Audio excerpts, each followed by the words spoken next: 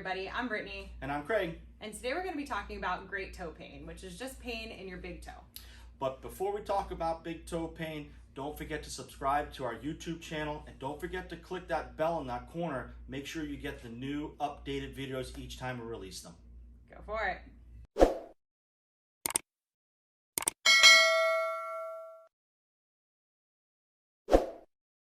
Toe is so important in various different aspects of walking and running. Yeah, and there's a lot of times where in certain positions you might have pain kind of right where that toe joint is. So if you look at my foot, right where the big toe meets the rest of my foot, that spot there can be painful. It can be painful on top, it can be painful on the bottom. I see it with a lot of runners and athletic people, so it's not just people that are sedentary. And it's something that can really be limiting when you're going for those long walks, if you're getting into a lunge, anything where you go into that extension like Craig said, which is where you're pulling that toe in this direction. What about if you wear heels, let's say to a wedding? So heels are the devil of anything going on in the foot. I know every woman that comes in here, and maybe some men, any woman that comes in here wants to wear heels. Even just getting your foot into that heel underneath the strap can be uncomfortable. And then when you put that pressure, all the pressure and all the weight goes into that base of the foot. Right, and the whole foot needs to be flexible enough and supple enough to be able to accommodate not only the extension of the big toe, but also through that midfoot, what we call a Liz Franks joint. So if there's any pain that you've been having, it can really be anywhere in the toes, but typically the most common that I see is in that big toe. Then the stuff that we're going to talk about today is some mobilization things that you can do yourself at home, and then some exercises that you can do as well. Awesome. So one of the things we can do here in the clinic is we can do some manual distraction of the toe into some extension as well. So in the clinic, what we'll do is we'll hold on to the foot and we'll just hold on to the big toe as well, creating a little bit of distraction. Now, distraction is not a very large pull of any of the toes or arms or legs in that matter, but what we're going to do is we're going to create just enough so that we can feel some tension pulling through the joint itself. And we're going to hold on to that distraction, that traction point, for about 1 minute. Just hold on to it nice and gentle.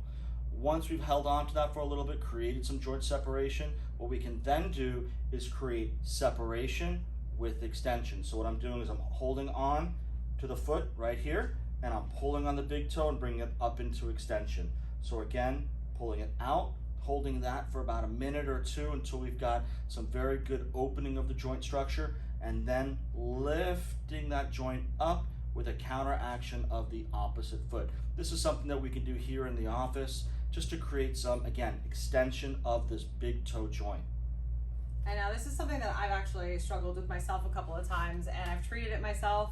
All you need to do is get in that same kind of position that Craig was just doing. So I have my foot crossed over my knee here, and then as I pull, I'm trying to create space in between that joint. If I put my finger right where that toe knuckle is and I start to pull out, I can actually feel a little gap of space there.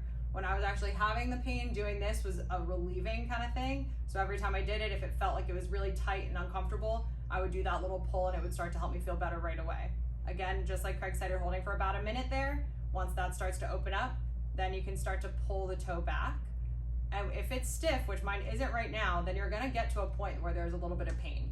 And it's okay to push through that. You don't wanna force into anything, but just that slow, gentle hold, and you wanna keep holding that pressure until it loosens up a little bit. All right, so now we're gonna get into some interventions that you can do at home, and I'm just gonna keep it simple. We're gonna use any kind of ball. If you have like a lacrosse ball, tennis ball, something that maybe has a little bit of give, and we're gonna be working on getting that movement of this direction in that big toe. Okay, so taking it down to the floor, something you might have heard of, your plantar fascia, which is just the bottom of the foot here, is something that can also get stiff and that can limit that toe range of motion. So I'm gonna start out for about 2 to 3 minutes, and I'm just gonna put as much pressure as I can tolerate without going into too much pain. And I'm gonna run back and forth from the base of the heel all the way to that toe line. Okay, and there might be spots that feel a little bit sore or tender. If you feel something that feels like really painful, don't go right into it. Try to go a little bit around it and then hold pressure in that spot for 30 seconds and let it release. Once you get that spot to loosen up, then I'm gonna start to do a little bit more rolling until I find the next space. And that plantar fascia really runs all from the base here, and it kind of triangles down into the heel. So you can't be wrong if you work anywhere in that point of your foot. Okay. Then we're gonna go into a little bit of extension, bringing up that toe. So let's see if it stays here. I might need to put it against the wall or something, but if not, you're just gonna get, actually I'll use my other foot in front. Okay, so you don't have to do that. You can put the ball up against a wall, but notice how I'm getting that big toe angled up against the ball here and I'm pushing forward. So this is passively pushing my toe into that extension, into that up direction. If you're having pain, you're gonna find that sweet spot where it's not unbearable, but enough to get the stretch, and you're gonna hold it there for another about 2 to 3 minutes. You can do 1 minute rounds, come out of it, 1 minute round, come out of it. If I wanna make it more intense, I'm gonna put my toe up a little bit higher on there, and now you'll see my toes in a little bit more extension. If that's too much when you're just starting out, then you're just gonna go at the base of the ball here and work from there. As you start to do each repetition, you might get more and more space to come up further into that stretch.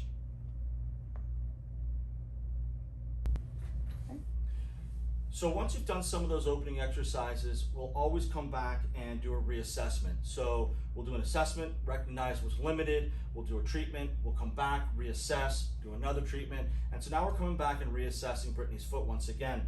And she didn't have much of a stiff first toe to begin with, but what we're gonna do here now is we're gonna open up some of the plantar fascia that she was talking about, which is the thick webbing of tissue underneath the foot.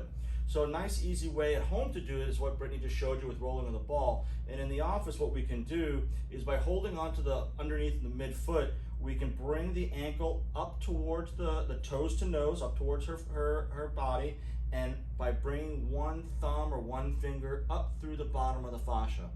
Now in rehabilitation, the thought process of no pain, no gain is a very silly idea. So we want to keep this relatively painless, but at the same time, we do want to create length and stretch. So as I'm bringing the toes and the foot back towards Brittany, I'm also elevating the foot and the toes towards the ceiling, creating length. So I'm creating length throughout the plantar fascia, at the same time bring some mobilization to the ankle. If I find any resistance in the ankle itself, what I can then do is do some mobilization techniques.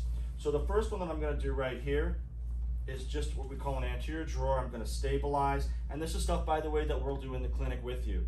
We're going to hold on to the back of the ankle with one hand, and I'm going to stabilize in the front with the other. And what we're going to do is we're going to pull the forefoot in this direction towards me while stabilizing the ankle towards Brittany. And what this does is create some opening between the joints of the lower leg as it comes into the foot. The ankle joint opens that up. And this mobilization will help Brittany create that dorsiflexion that we're looking for if there's any restriction in their plantar fascia or in the ankle itself. So we can do that, and then we can retest, okay? Another thing that we can do in the office is we can do a lower ankle mobilization. So what we'll do is we'll cup again right over that same joint. We'll have Brittany take a breath in, and we'll distract the joint until we reach that point where we can feel those ligaments come out, and at the very end, give a little hoo-ha at the very end, a little ha! Get a nice little ankle joint release through there. Always a nice way to do it. And then lastly, what we can do is we can do a midfoot first joint or cuneiform opening here. And I'm going to bring my back to you guys just a little bit, but I'm going to hold on to the joint here, and I'm going to again distract through the joint itself. I'll have Brittany take a deep breath in, and as she exhales, feel the opening of the joint right there, and a little pull at the end. And you may have heard that little pop, and that's how we're going to open up the foot. And then from there, we're going to go ahead and retest again. So we check the dorsiflexion, we check the quality of the tissue mobility underneath, we check the big toe extension and the forefoot extension, and Brittany seems to be going very well. So what we'll do after this is we're going to check ankle range of motion, and we'll come back to that in just a few minutes. So once we've done our treatment on the ankle and foot range of motion, we want to test it. So what I'm going to have Brittany do here is we've got her in a kneeling position, a half kneeling position, and I'm going to ask Brittany to bring her knee over her toes. And what we're looking for is the heel to stay down on the table and the knee to be able to come over the toe. If we see any resistance in the foot or ankle, if she's unable to keep the heel down on the table, we can then do some more mobilization. So again, Brittany does have some great range of motion, but for purposes of the video, we're going to use a mobilization belt, and we're going to show you how we would mobilize the ankle joint again to gain some more range of motion. And this is something that's super useful, not even just in regards to great toe pain, but if you have stiffness in an ankle after wearing a boot or anything like that, a lot of times when you go into that movement that I just did where you're bringing the knees forward over the toes, what you're going to feel is a restriction in the front of the ankle, even though you're technically mobilizing through that back of the soleus. As you come forward, if you're tight in the ankle, a lot of times it's going to feel like you're getting stuck from that front portion. And Brittany brings up a great point here. We're focusing on big toe and ankle movements through here, but you can't separate them, right? So Brittany referred to if you're in a boot, a cam walker, and you've suffered an ankle injury or a calf injury, the whole foot, ankle, knee, hip complex needs to be worked. So we're always going to talk about one specific thing, but we're never only going to treat one thing. We are going to treat the body as a whole unit.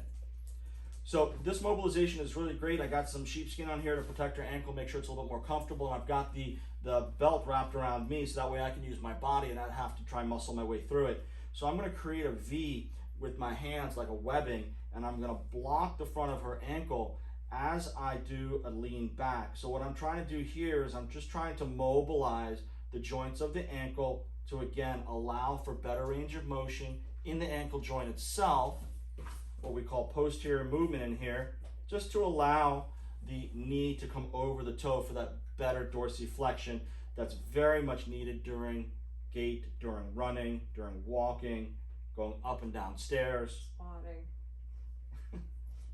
So that's how we would do it here in the office. And then once we've done the treatment, and obviously we'll do more than that, let's test it again. And we've even got more range of motion available, which is pretty impressive to begin with. So that's awesome. All right, so we talked about what to do if you have some big toe pain. We gave you some things that you can do at home, and then we finished with a little bit of ankle restriction, ankle mobility work. If that's something that you're noticing you're stiff in, and maybe it's included with the big toe, maybe it's separate, go ahead and look back at the video that I did with Diana a couple of weeks ago on ankle dorsiflexion mobilization, and we give you a couple of good things that you can do at home as well.